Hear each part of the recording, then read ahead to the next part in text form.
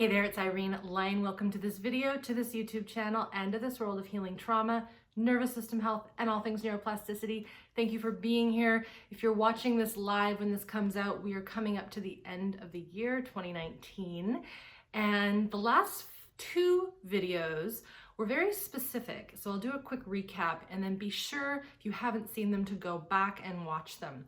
I was covering some of the common experiences that people have when they start to do the neurosensory work that I teach, that I practice, and that my students do. So this is the work of getting into the somatic system, working at the level of the autonomic nervous system, reconnecting with not only yourself, but the environment, and putting that all together. When we first start out with this work, there can be quite a few responses, and they're all normal. And what I covered in the first video a few weeks ago was what to do and what it means when we start to drop into these learnings, these practices, and we feel terror, we feel fear, we feel panic, and we want to flee and get the heck away from what it is that we're experiencing. So that is what I cover a few vlogs ago. The one just before this one, I go over what it means and what to do when we feel nothing, when we feel the polar opposite of that, when we want to distract ourselves, start looking at our phone, or maybe we're just like, I'm bored, am I doing this right? So that is another end of the nervous system spectrum where, again, we are living in a certain state of survival stress that isn't that high level sympathetic anxiety-based sensation, but the polar opposite, that sort of shut down, freezy, disconnected, numbed out quality. Now, the third thing that people often feel, and this is what we become more attuned to and more connected to as we come out of our survival stress and into more social engagement, into more of what's called that ventral vagal of the parasympathetic. I'll post some videos below so you can review that if you're new here. Be sure to do that. When we get more into what's called a low tone dorsal of the parasympathetic, which is where the system actually goes into healing mode. So some of the things that people will say, they'll say things like, I feel a fuzziness, or I feel a warmth, or I feel a bit of a pressure, but it's not a pressure that causes them alarm. It's this pressure of just pressure. It's a sensation. Some people might experience emotions that come from nowhere. They're just noticing, looking, feeling, connecting, and then all of a sudden there's a spike of maybe sadness, or maybe grief, or fear, or happiness, or disgust. But they sense it and they notice it, and of course that to them is interesting because maybe they've never felt these emotions in a way that is neutral. So we get first of all sometimes these qualities of warmth, contraction. Some people will say prickles, some people will say heat. There might be a little bit of a perspiration, a bit of a kind of like a sweat. There could also be a sense of sleepiness, but not a sleepiness that is them going into kind of a dissociated quality, just this really dropping down into, oh, I actually can let myself rest. There might even be memories that come up. And again, memories that don't re-trigger us, just part of the brain is coming back online because we're not revving at the high survival energy. And when we drop that survival energy, our cognitive function and the recall of memory comes back. If we think about the human system, we have had this, I don't know, this love affair, this bittersweet relationship with feeling something in our body and thinking that there's something wrong with us. Now, very important note, sometimes there might be something medical that we have to attend to. And if that's the case, and if something just doesn't feel right and you need for peace of mind to get it checked out, I fully advocate going to the doctor, going to the hospital, getting something checked out so you can have peace of mind. This actually occurred to my husband a little while ago. He is so good with feeling sensations and big ones because of his early trauma history. I'll link his work below as well. His name is Seth. and this intensity in his gut wouldn't go away. And then he got a fever. And sometimes when we're releasing old stuff, we can get something like a fever, but it should pass fairly quickly. And when I say fairly quickly, within a few hours, definitely within a day. If this continues, something's not right. And something wasn't right. And he has done enough practice to know something's not right. So he actually went to the hospital, and it turned out he had an infection and he had to go on antibiotics, and then he was way better.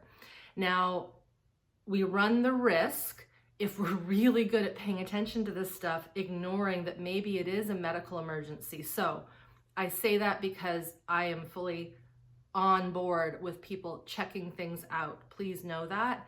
And a lot of the time, there's stuff that comes up that is just the body coming out of that shutdown response, releasing that stored stress and trauma, letting the system finally relax. So I mentioned there are sometimes these qualities of sensation. So again, fuzziness, warmth, tingles, prickles. Again, there's not this list that we have to go through and be like, oh, I got that, oh, I got that, oh, I got that. They can be something super random, and they might not make sense. One of the things that I loved when I was in private practice, and I'd be working with someone, and they would say, this is gonna sound really strange, but I feel this thing. And I'm like, no, it isn't strange, because that's coming from your system. So it's unique to you. I'm not gonna tell you that that's wrong, that that's not right. However, if we were raised by caretakers and a system that didn't respect and honor the strange qualities of sensations and the emotions that came up and out of us, we might question them as wrong, as something that needs to get fixed, it's something that we need to get rid of. And so part of this process at the beginning is we question, is this right? So again, there's sort of three pieces here. The first are these sensations that we feel that seem odd, but we actually are okay with. Those happen, feel them, notice them, stay connected to yourself, to the environment, to the ground, let them pass. Keep breathing, they usually will pass. The second are, I call them emotions, and there are core human emotions: sadness, joy, fear, disgust, surprise, anger. Those are the main ones. Often, again, when we're coming out of these survival responses, we will feel emotions that we've squashed inside of us and haven't felt for so long, maybe never, but they're hardwired into us. So when we feel a drop of a tear, feel it, connect to it, stay connected to yourself, let it happen. If we feel a little bit of anger, again, stay connected to yourself, stay connected to the ground. Maybe squeeze your fists, maybe make a funny face, maybe do a bit of a grr, a growl. If we feel a little bit of disgust, like a bit of a, oh, this doesn't feel good, let yourself be funny in your face. If there's a bit of a dry heave, let that out, like you're trying to get that disgust out. If we feel a sense of joy or surprise, let that be felt. Feel it in the body, feel your feet, connect to it. I hope you see the pattern here. If we're feeling an emotion, one of those key emotions, feel it, connect with it, welcome it, don't question it, stay connected to the ground, to the environment, stay connected to yourself. Maybe you do a bit of self-talk, but it might be something like this. Oh, I'm noticing this. Isn't that interesting? I'm gonna pause right now and just feel it until it moves. Depending on how long that has been in there, it may take seconds to move, minutes, or it might be something that you feel for a few days, maybe even a few weeks, because these things we hold in so long and so deep. But if we can be with them and sense them rather than trying to get rid of them and distract ourselves, it allows them to integrate. It allows them to move. It allows them to show up. And often these start to become qualities that just feel very neutral as opposed to something to be alarmed at. The third thing that I haven't mentioned yet is when we tune into our body and our somatic self and we're doing this work and we're staying engaged and we're not getting re-triggered by what we're feeling, we may start to feel something in our body that wants to move. Maybe there is a shaking response. Maybe there's a tremoring. Maybe there's a quivering in the lip. Maybe your head just wants to shake and say no. Or maybe your arms want to come up spontaneously and do this. And maybe that's recovering from an old accident where we were hit in the head with a soccer ball.